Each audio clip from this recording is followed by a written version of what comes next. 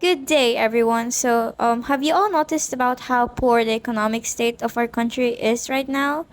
These days, the people tend to rely on the government too much and blame the government for the poor outcome.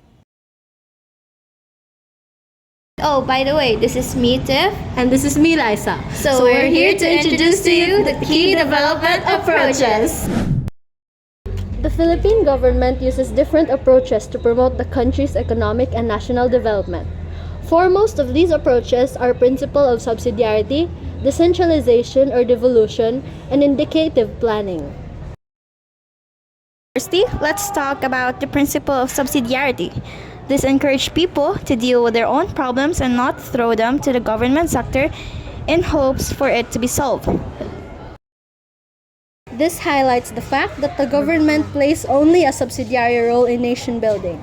They're there to accompany the nation and its people, not be liable of solving the problems the people have created for themselves. The primordial responsibility rests in the hands of the people, which means it is the people's responsibility to solve the problems that they've created. Next, we'll talk about decentralization or devolution. Decentralization refers to the distribution of authority, power, or decision-making across different levels, rather than concentrating it on a single central authority.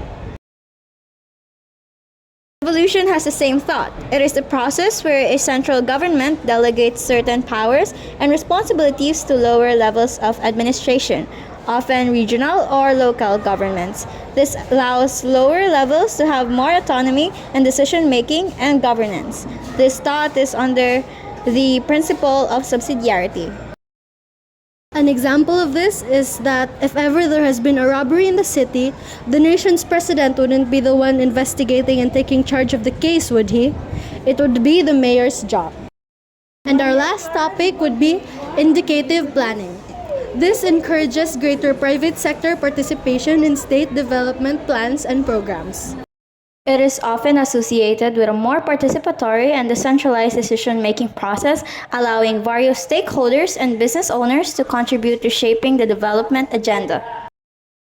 All these approaches are geared to empower the Filipino people and the smaller units of the society to act on their own problems and help the government in its quest for development, not to be a liability.